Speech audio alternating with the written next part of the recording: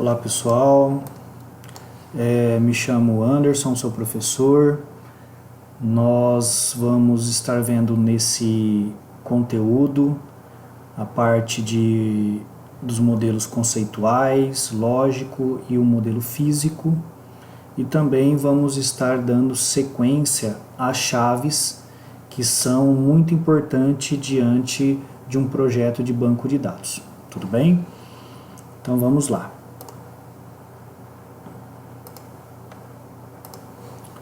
Bom, diante de tudo isso, os passos para um projeto de banco de dados, nós temos que entender através de entrevistas, através de formulários, a criação do nosso documento para o projeto e com quem nós vamos pegar? Nós vamos pegar todo esse embasamento, esses requisitos com o cliente, para que nós possamos entender o que o cliente quer e como o cliente vai trabalhar com o banco de dados quando feito.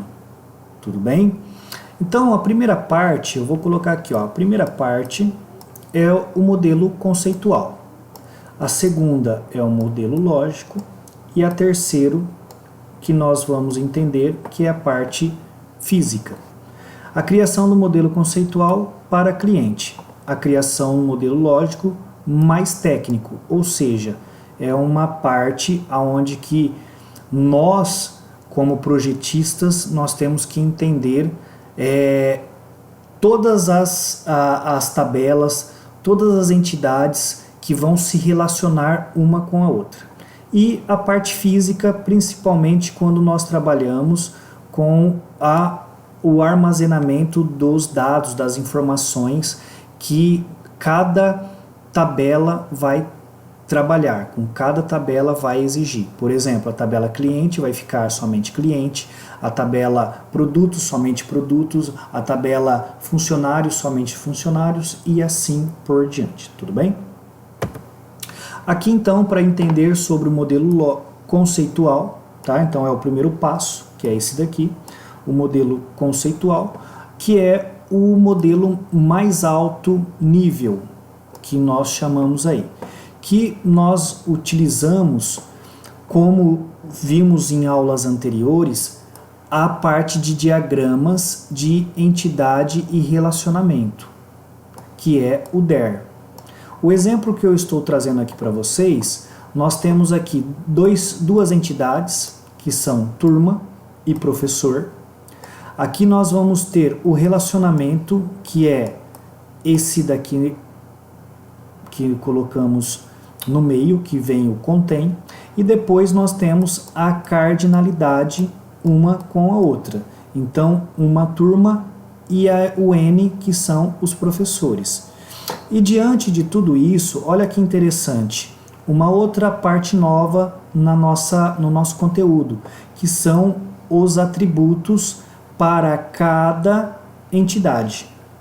É desse jeito que nós vamos relacionar os atributos com as entidades. Nós vamos puxar, daqui a pouco nós vamos ver, nós vamos puxar essa linha, e diante dessa linha nós vamos colocar um outro elipse, tudo bem? Uma outra bolinha aqui, e aí nós vamos colocar o nome de cada atributo, e assim por diante, tá? E assim por diante. E aí a gente vai escrever aqui os nomes de cada atributo que for necessário dentro da entidade. Esse é o modelo conceitual. Lembrando, esse daqui é o modelo conceitual que nós já estamos craques, de fazer em nossas aulas. Agora, no modelo lógico, que é a segunda parte, que é essa daqui, que ele fala que é mais técnico, gente? Que é a segunda parte, que é o modelo lógico, que descreve com os dados que serão armazenados no banco e também os seus relacionamentos. Se você observar aqui, o modelo lógico, ele vem já com a entidade, as entidades aqui, turma, entidades professores. E aí nós vamos dar um passo muito legal, muito interessante, que nós vamos começar a colocar essa parte aqui, ó. Por exemplo, a identificação turma, que vão ser números inteiros. A capacidade, eu vou colocar números na capacidade. Que eu vou trabalhar? Com números inteiros. Observando aqui, diante do professor, nós temos aqui a identificação do professor, que nós vamos trabalhar com números inteiros. Nós vamos trabalhar com o telefone, que vai ser números inteiros. E o nome, que vai ser string, que é os caracteres. Aonde que eu vou trabalhar com letras. Então, isso que nós vamos estar vendo mais para frente, que é a dimensão, como eu vou trabalhar com essa parte de inteiros, números inteiros, com caracteres e assim por diante, tá? Letras, né? Que nós vamos trabalhar, por exemplo, com o nome, e essa é o modelo lógico que nós vamos estar vendo também, tá, gente? Então, modelo conceitual é uma parte, que é o que nós estamos aprendendo. O segundo é o modelo lógico. E o terceiro, que é a parte física, tá? Que é o modelo de implementação. O que seria isso? Nós vamos escolher um tipo de uma linguagem. Olha só que legal, ó. Ele fala assim, ó, nesse nível se escolhe qual sistema de gerenciador de banco de dados, que é o SGBD, que iremos utilizar. Aí temos vários tipos de modelos lógicos, né? Como, por exemplo, PostgreSQL, MySQL e assim por diante. Observando a parte física, né, do exemplo anteriores, ó, então, modelo conceitual, turma, professor, nós temos aqui o relacionamento, nós temos aqui a cardinalidade, nós temos aqui os atributos. No lógico, nós vamos começar a colocar quantos números ele vai trabalhar com a identificação da turma, a capacidade da turma, quantos números inteiros, quantos caracteres vão ter esses nomes do professor e assim por diante. No terceiro, ó, nós temos turma e nós temos professor. Então são duas tabelas que são direcionadas a observar na parte física. Então eu tenho aqui nessa tabela turma, que é a entidade turma, nós temos os atributos identificação turma e capacidade, e aqui dentro nós temos as informações dentro da tabela. Tudo bem? Do professor a mesma coisa. Então nós temos aqui a entidade professor e nós temos 3 tipos de atributos, e aí nós observamos dentro das tabelas as suas informações, os seus dados. Tudo bem? É assim que nós utilizamos. Então nós temos aqui primeiro, segundo e terceiro, que é a parte física que nós acabamos de ver aqui. Tudo bem? Agora, só para a gente entender, vamos fazer o seguinte, ó. Vamos considerar um banco de dados com o nome clínica e os seus requisitos, que nós vamos levantar agora. Então, primeiro, o banco deve armazenar o registro dos médicos. Então, quer dizer que eu vou fazer aqui uma entidade médicos. Quais são os atributos dos médicos que nós vamos utilizar? CRM, nome, endereço, telefone e especialidade. Tudo bem? Vamos ter também um registro que vai ser paciente, ou seja, nós vamos ter aqui uma entidade paciente. E aí os atributos que vêm, CPF, nome, endereço, telefone. Das consultas, nós vamos também realizar essa parte, ó, cada consulta é realizada por um médico e para um paciente. Deve possuir um código de identificador, certo? Identificador, a data da consulta e a observação. Isso daqui é mais uma parte das entidades. E agora, observando, né, nós temos aqui o código do identificador, o nome do exame e o resultado, que são a parte das consultas. Olha só que interessante como que vai ficar. Então eu tenho 1, 2, 3, 4 entidades: médico, consulta, paciente e exame. E nós temos 3 relacionamentos: 1, 2, 3 relacionamentos. E fora isso, que nós já estamos vendo bastante, que é a parte dos atributos. Então nós temos aqui os atributos do médico, os atributos da consulta, os atributos do paciente e os atributos do exame. Então nós temos aqui vários atributos. Observe que os primeiros atributos de cada entidade, ele está numa forma, né, que foi colocado aqui, com um atributo meio escurinho. O que seria isso? São as chaves primárias. Lembra das chaves primárias? Que a gente sempre falou? Sempre utilizar números e também sempre colocar ele primeiro como chave primária. Só para a gente identificar que ele sempre vai ser a minha chave primária. Perfeito? Então esses estão sendo a minha chave primária. Observe o seguinte, ó, nós temos aqui então os relacionamentos, né, como a gente falou. Nós temos aqui as entidades, né, como a gente tinha falado também. Isso daqui foi mais um exemplo, tá? E aqui também os atributos de cada um, tá? Diante dos atributos, nós vamos trabalhar com a seguinte maneira: as chaves vão ser essa, o simples é esse, o multivalorado é esse e o composto é esse daqui. Tudo bem? Chaves primárias e chaves estrangeiras, nós vamos trabalhar com esses dois aqui. Chaves simples, que são os atributos, que é a parte simples, mais, por exemplo, nome, né, que a gente coloca sempre o nome da pessoa e assim por diante. Multivalorado, lembra do multivalorado, gente? Que nós podemos colocar aqui, ó, por exemplo, o telefone, né?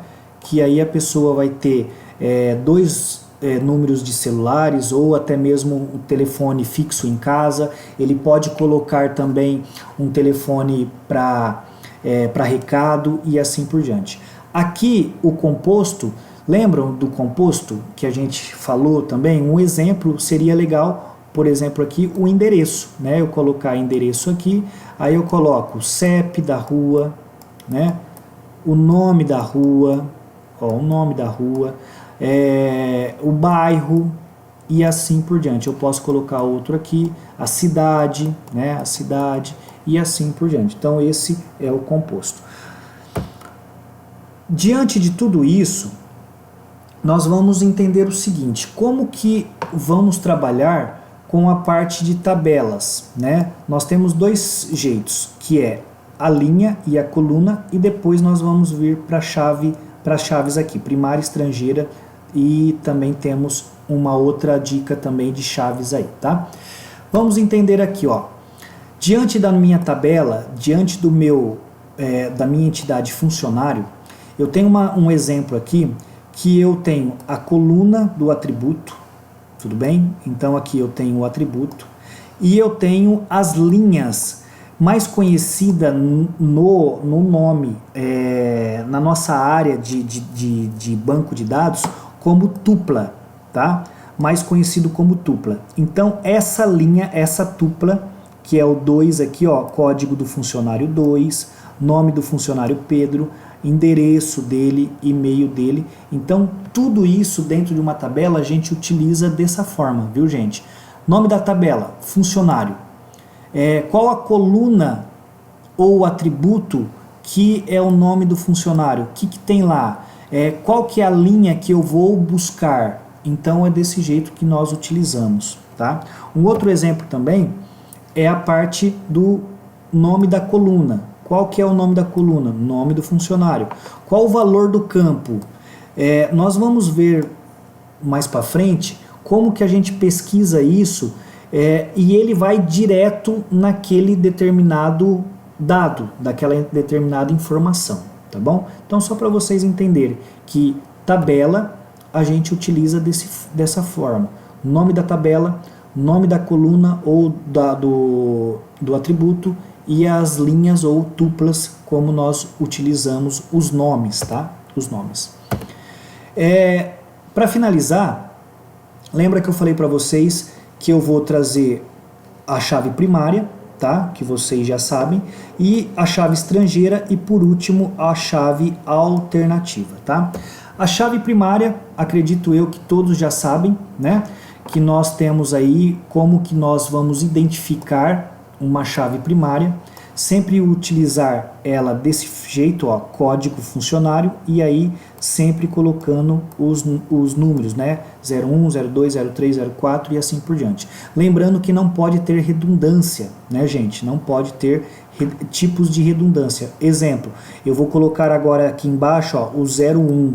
Isso daqui é uma redundância, ou seja, quer dizer que vai bater as informações do código do funcionário 01 João, e aí aqui ele não vai deixar colocar outras informações porque deu redundância no número.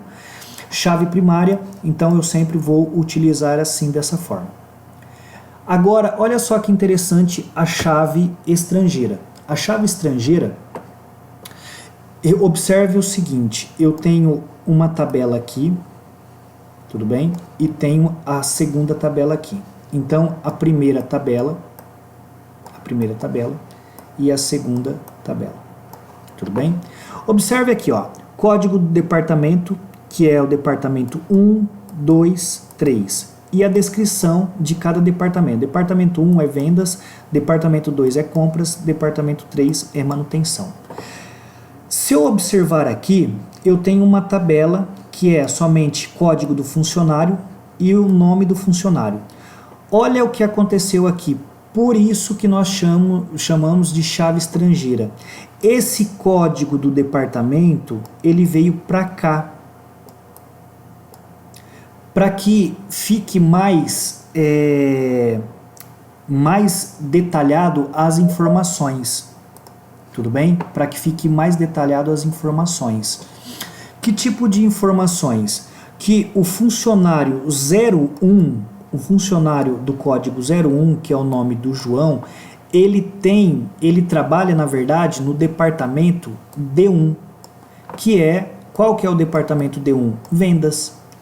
Que o funcionário do código 03, que é a Maria, ela também trabalha no mesmo departamento, que é vendas também.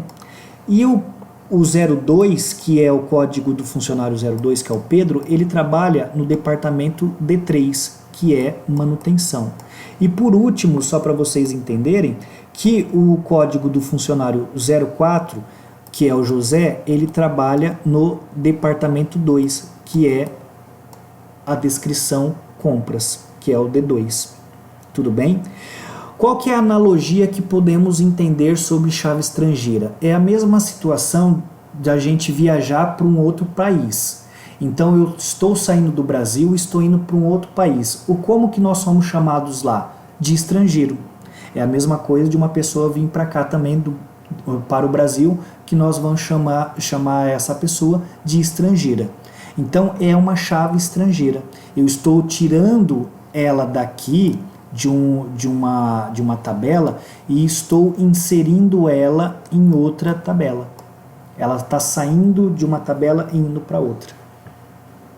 Tudo bem, gente? Então essa é a chave estrangeira.